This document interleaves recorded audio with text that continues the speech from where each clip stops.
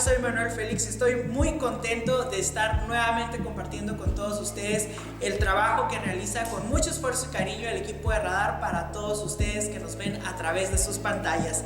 Hoy vamos a conocer la vida de la escritora y artista japonesa Yayoi Kusama. Ella es considerada una de las precursoras del arte pop en el mundo. Y aquí en Radar vamos a conocer un poco más de su obra y de su vida. ¡Comenzamos! Yayoi Kusama, una artista y escritora japonesa nacida el 22 de marzo de 1929, ha trabajado a lo largo de su carrera con una gran variedad de medios, incluyendo la pintura, el collage, la escultura, el arte performance e instalaciones, la mayoría de las cuales han exhibido su interés temático en la psicodelia, la repetición y los patrones. Kusama es una precursora de los movimientos del arte pop, minimalismo y el arte feminista, e influenció a sus contemporáneos Andy Warhol y Claes Oldenburg. A pesar de haber sido olvidada después de que dejó la escena del arte neoyorquino a principios de la década de 1970, Kusama es reconocida actualmente como una de las artistas más importantes que haya salido de Japón y una voz muy importante del avant-garde.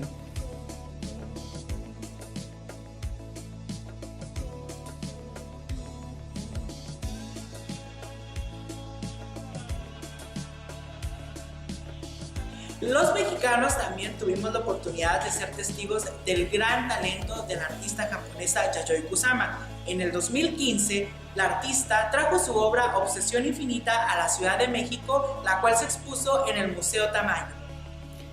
En el año 2015, Yayoi Kusama trajo a tierras aztecas su magnífica obra Obsesión Infinita, la cual se expuso en el Museo Tamayo de la Ciudad de México. Obsesión Infinita es la primera muestra retrospectiva en América Latina de una de las artistas japonesas más relevantes de nuestro tiempo. La exposición contó con un recorrido exhaustivo a través de más de 100 obras creadas entre 1950 y el 2013. Incluían pinturas, trabajos en papel, esculturas, videos, entre otras grandes piezas. En esta obra se presentó la trayectoria del artista desde el ámbito privado a la esfera pública, desde la pintura al performance y del estudio a la calle.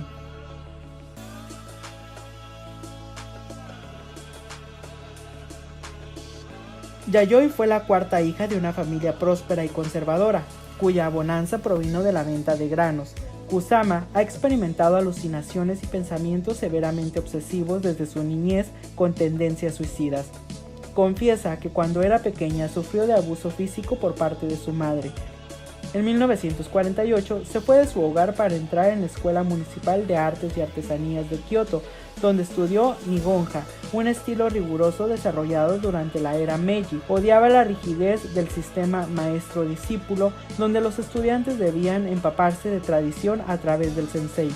Cuando pienso en mi vida en Kioto, dice la artista, me dan ganas de vomitar.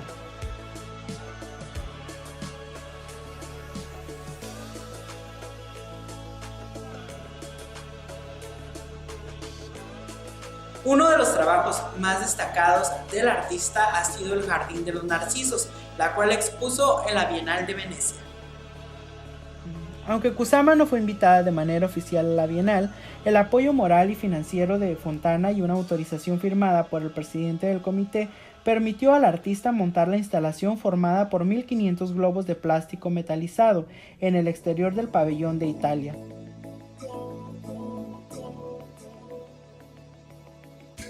Como parte de la obra colocó dos carteles, Narcissus Garden Kusama y Your Narcissism for Sale, Tu narcisismo a la venta en español. Vestida con un kimono dorado y plateado, vendía las esferas plateadas a los asistentes a cambio de $1, acompañadas de comentarios halagadores sobre su trabajo. La obra se convierte en una crítica acercada a la comercialización del arte y su posición como objetivo mercantil. Tras la experiencia, a partir de 1994, Yayoi Kusama empieza a trabajar en la creación de instalaciones y esculturas al aire libre.